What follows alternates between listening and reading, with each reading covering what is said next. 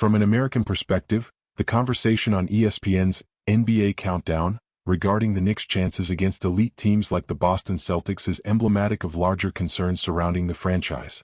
Stephen A. Smith and Kendrick Perkins dive into the struggles the Knicks face, especially when pitted against teams like the Celtics, who have consistently dominated them. The Knicks' inability to compete with top-tier teams like Boston and Cleveland underscores systemic flaws that extend beyond individual player performances. The Knicks' defensive woes are glaring and the stats don't lie.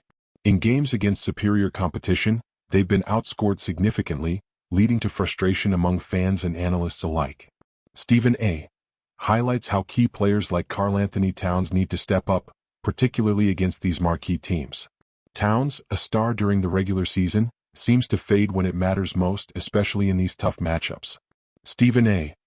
rightfully points out that while Towns can be dominant, his inconsistency in crucial games has cost the Knicks dearly. However, Perkins provides an additional layer of analysis by focusing on the defensive schemes. He specifically criticizes Coach Tom Thibodeau's persistence with drop coverage, which has proven ineffective against three-point shooting teams like the Celtics and Cavaliers. This defensive approach is outdated in today's NBA, where elite teams can rain threes at will. Perkins shares his own experience in the Western Conference Finals with OKC, illustrating how adjusting defensive strategies mid-series can change the course of games. His point is clear. For the Knicks to have any chance, their defense needs to evolve, and Towns must rise to the challenge defensively as well. What also comes through in the discussion is the acknowledgement of the Celtics' overwhelming superiority. Even without the league's best record, they are seen as the team to beat, not just because of their roster but because of their championship pedigree. Jason Tatum, in particular, is singled out for his growth into an MVP-caliber player, contributing not just with scoring but across the board in assists and defense. The depth of the Celtics roster, with players like Al Horford, Peyton Pritchard, and even role players like Luke Kornet, makes them a dangerous, well-rounded team. The Knicks, on the other hand, are facing an uphill battle.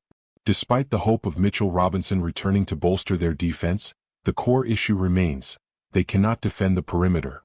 Being ranked dead last in the NBA for defending the three-point shot is a recipe for disaster against a team like the Celtics, who shoot more threes than any other team in the league. Even with Robinson back, the Knicks' struggles to defend the perimeter will likely continue to be their Achilles heel. Stephen A.'s frustrations reflect those of many Knicks fans, who have long hoped for a return to glory, only to be repeatedly disappointed. While the Knicks have shown flashes of offensive firepower, they've been unable to match that with consistent defense, and that's the gap between them and teams like the Celtics. Boston isn't just better, they're worlds ahead in terms of team cohesion, defensive strategy, and player development. In the end, the takeaway from this segment is that the Knicks are still far from being serious contenders. Their inconsistency, especially in defense, has left them vulnerable to blowouts against top-tier teams.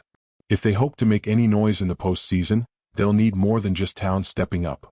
They need a complete overhaul in their defensive philosophy. As Perkins said, championship teams don't just rely on offensive talent. They play defense at a high level, something the Knicks have failed to do this season. The Celtics, meanwhile, look poised to make a deep playoff run if not win it all. Their depth, versatility, and the ascension of players like Tatum put them in prime position to claim another championship. For the Knicks, it's back to the drawing board, and unless major changes are made, they'll continue to be outclassed by teams like the Celtics.